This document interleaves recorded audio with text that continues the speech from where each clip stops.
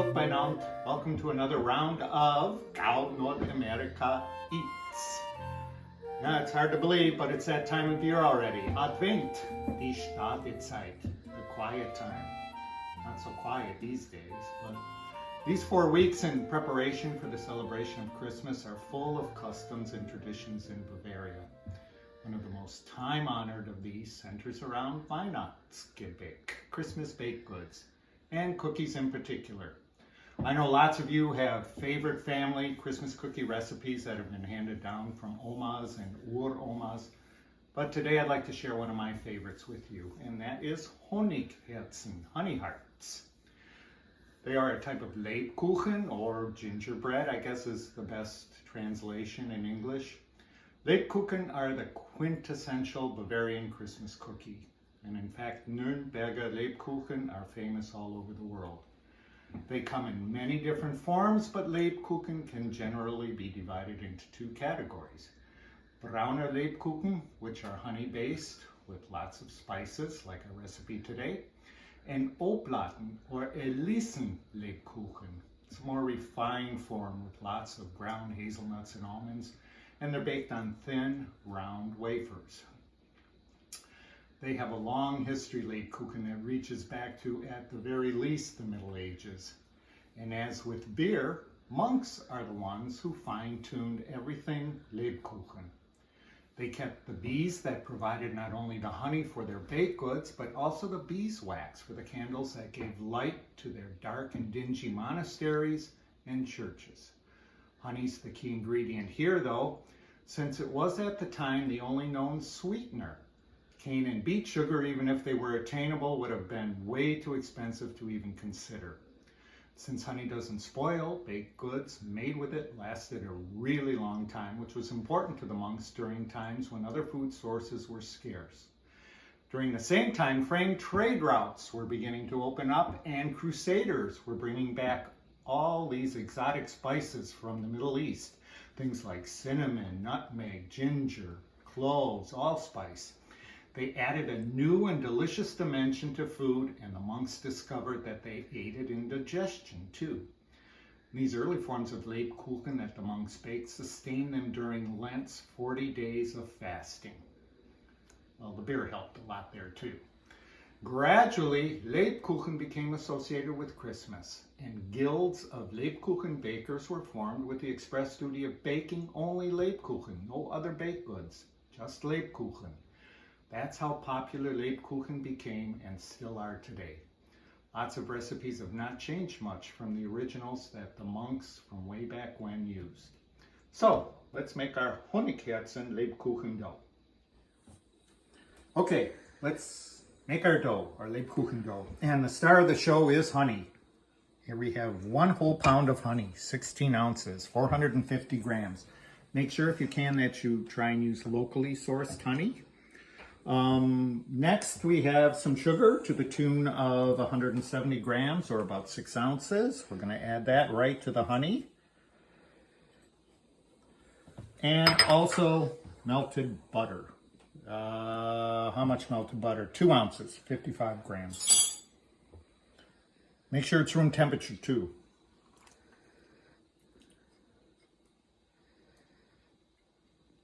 There we go. Use unsalted butter too, I forgot to mention that. Unsalted butter in our baked goods. Okay, let's get rid of that. Okay, we're gonna mix this on the mixer on relatively low speed just until it's combined. This is a really easy dough to make. It's not that complicated. Very forgiving. Easy to work with because of the honey, makes it nice and pliable. So we're just going to combine these.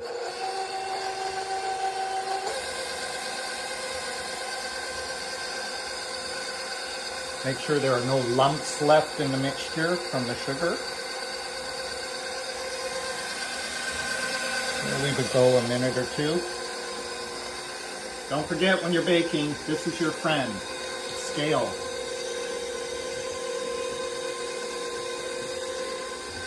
Okay, while that's mixing, we're going to take our 1 pound of flour, same amount as the honey. And we're going to add our 2 leavening agents, baking powder and baking soda. We have 1 teaspoon of baking powder, half a teaspoon of baking soda. They're going to help give rise to our Lebkuchen dough when it's in the oven. So we're going to add those. Just mix them up a little bit in the flour. Make sure they're well combined. This is just all-purpose flour.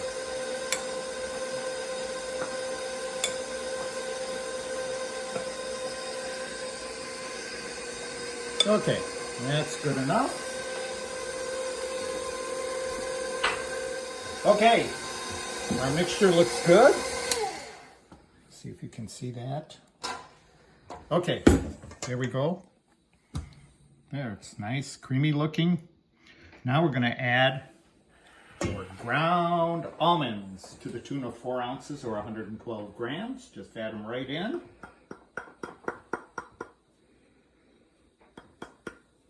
Voila. And our spice mixture, the second star of the show here in our Lebkuchen dough.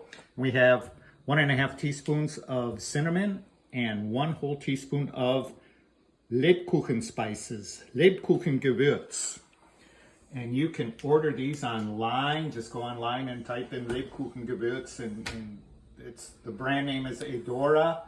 There are other brands out there also. We are lucky enough here in the Detroit area to still have a very, very good German butcher who carries all kinds of imported ingredients from Germany, and that's where I got this. But you can also make your own spice mixture, and I'll have a recipe for you of that spice mixture on the Gau's website when this is all done. So we add our spice mixture. And we're going to put that back on the mixer and mix it just on low speed just until combined. We're not creaming anything here or trying to incorporate air, just until combined. Really simple steps.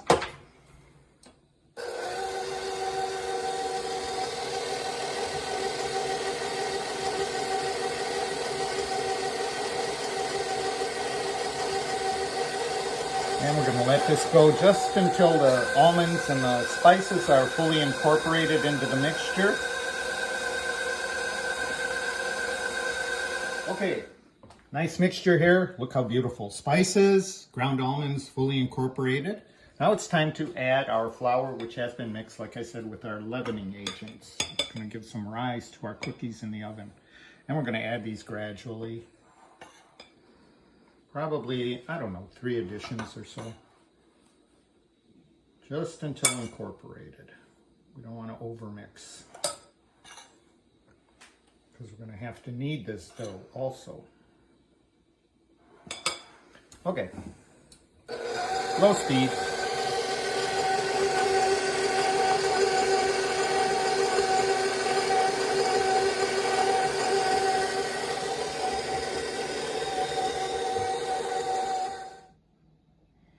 Okay, this is what your dough should look like once all the flour is incorporated. Depending on your mixer, it's a lot on the mixer because this is a lot of flour. So you might have to take it off a little early. It'll look a little clumpy maybe, but we have to knead the dough anyway, so it's no big deal. So flour your surface here, and then we're going to empty out our dough. And we're going to knead it a little bit. I love this dough. It's so easy to work with. Pliable.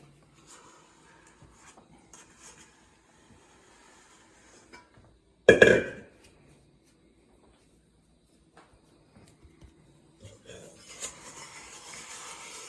sure I get everything.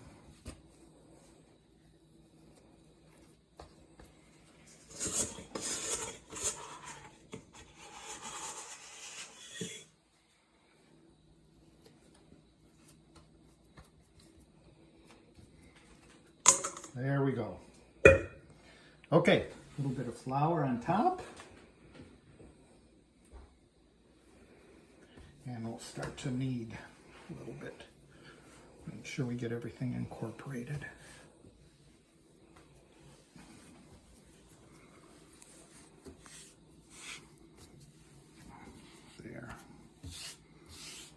some of this excess flour out of the way.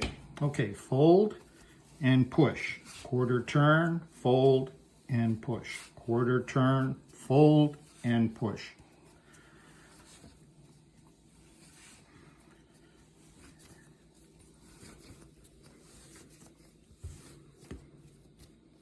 There.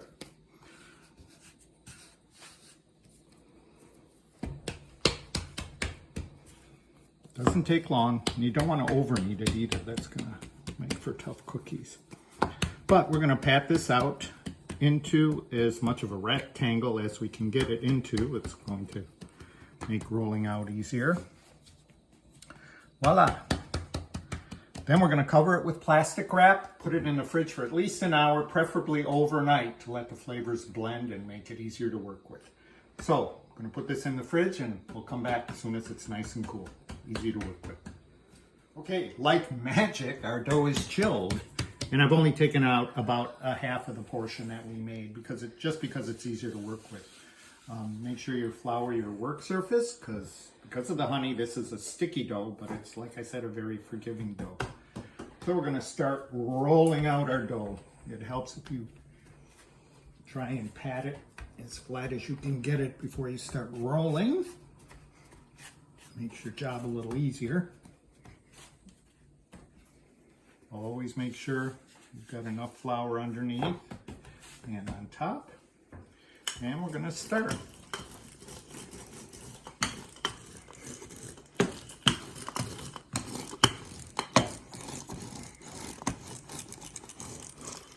Switch the dough every now and then too. Make sure you don't want to roll it out in the same direction all the time. And you can get nice square edges if you roll from the center towards the edges. And we want our dough to be, about a quarter inch thick, or even, these are going to be sandwiched, so you can even make them a little thinner than a quarter of an inch.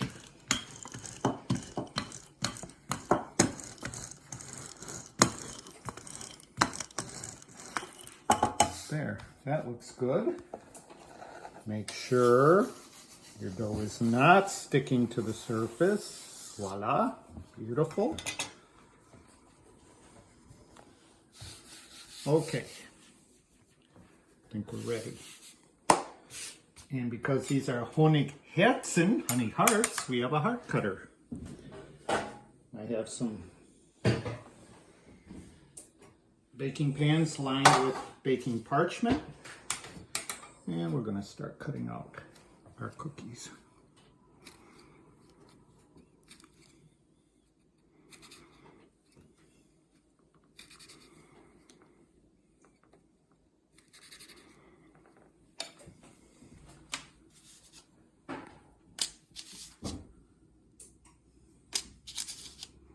I want to leave a little space in between the cookies because they will expand a little bit.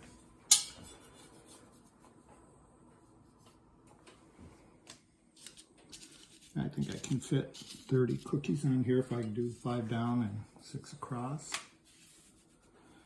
And you want to minimize scrap too, so make sure however you cut them out that you do it in a fashion that minimizes the amount of scrap you have. Because every time you roll and re-roll the dough, it tends to, not so much with these cookies, but it's a good practice for any cookie really. It tends to toughen them the more you have to roll and re-roll them. Okay, we have a tray of our Honigherzen ready to go in the backofen, in the oven. I did brush them with a little bit of whole milk. You don't have to do that, but I think it gives it a little bit of a shine when they come out of the oven.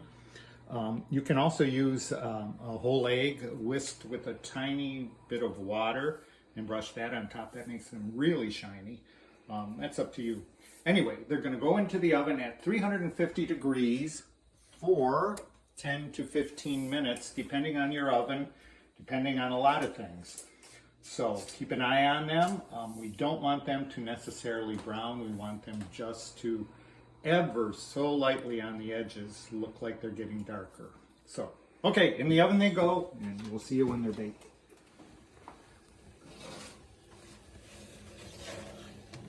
Okay, kids, here we go. That's how they should look. Just ever so slightly a hint of brown.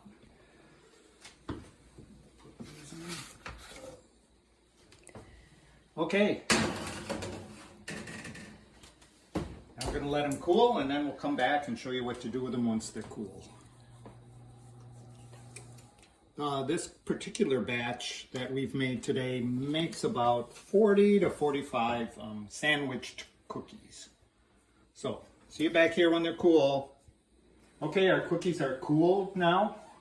I forgot to mention before, try and line your baking sheets with baking parchment. This is one from Costco. Any kind of baking parchment makes your job a lot easier. You can use and reuse them. It's a little way to go. Okay, they're cool. Cookies are cool. They're good just like this. You can leave them like this and they're perfectly fine. But I always sandwich them. And so I have a couple of options here. I always do 3 different varieties. You can do whatever you want. Some of the traditional jams and marmalade that are used are raspberry, apricot, Zwetschgenmus, or how do you say that in English? Prune plum jam. If you can get red currant, that's also very traditional. Rote Johannisbeeren, Schwarze Johannisbeeren, black currant, those are all really, really good options. I always do, only because my family demands it, raspberry filled, dipped in a lemon glaze, Zwetschgenmus filled, dipped in milk chocolate or milk chocolate coating, we'll talk about that in a few minutes, and apricot filled, dipped in dark chocolate coating. So filling them is easy. Just get a good quality jam and put a little bit of it on your cookie, like that, and another one on top. Voila, easy peasy. Now, I usually fill them and let them sit overnight just so that the jam, jelly, whatever you're using has a chance to set and firm up a little bit. It makes them a lot easier to dip in, whether you're using a lemon glaze or any of the 2 options for chocolate coating. So, but I'm going to try and dip this one now in the lemon glaze just so you guys have an idea of what goes on. You can dip them all the way in if you want. I dip them in halfway because I like the way it looks. And I've seen it done that way a lot of times. First we have lemon glaze, and if you're going to dip them in the lemon glaze, it's a good idea to set them on some kind of rack so that the whatever excess lemon glaze can drip on the bottom, and always put a piece of wax paper or parchment paper underneath. And like I said, these have to sit overnight, and then they get this nice opaque white but still shiny finish. The recipe for the lemon glaze is super simple. 2 heaping cups of confectioner sugar, powdered sugar, the juice and finely grated rind of 1 relatively large lemon, and about a tablespoon and a half of light corn syrup. Just whisk it together and voila, that's what you have. So let's dip our cookie halfway in. Here we go. Clean off the edge a little bit and set it on your rack. There you go. Simple, easy. Okay, let's talk about dipping them in chocolate, or more correctly, coating chocolate. Make sure you get coating chocolate wafers. If you simply melt, say, pure chocolate chips and dip your cookies in that, it won't work. It won't set up. It won't have the high gloss that it needs, because you need to go through a long and drawn out process once chocolate is melted called tempering. And believe me, you don't want to do that. It takes lots of practice. That's why Ghirardelli and other companies make something called coating chocolate wafers for the express purpose of dipping cookies, dipping strawberries, things like that. Very easy to work with. Gives it a nice shine, great taste. I can't say enough about it. It's so easy to use. Just follow the directions on the back of the package. Like I said, there are a lot of brands out there, but I like Ghirardelli the best. You can go to your, I found these at a neighborhood supermarket. You can go online and look for them. Or you can go to your favorite cake and candy shop or cake decorating store, and they will have some form of coating chocolate wafers that you can melt. You can melt them in the microwave. They're easy to use. Just follow the directions. And like I said, you can dip them halfway or completely or however you want. So that's that. We'll clean up here a little bit and come back and finish up. Oh, there they are, our Honigherzen. Viel Spaß beim Nachbacken. Happy baking, everybody. Und ich wünsche euch allen eine recht stade und besinnliche Adventszeit und ein recht frohes und gesegnetes Weihnachtsfest. Und bleibt gesund alle miteinander bis zum nächsten Mal. G.T.E.V, Servus.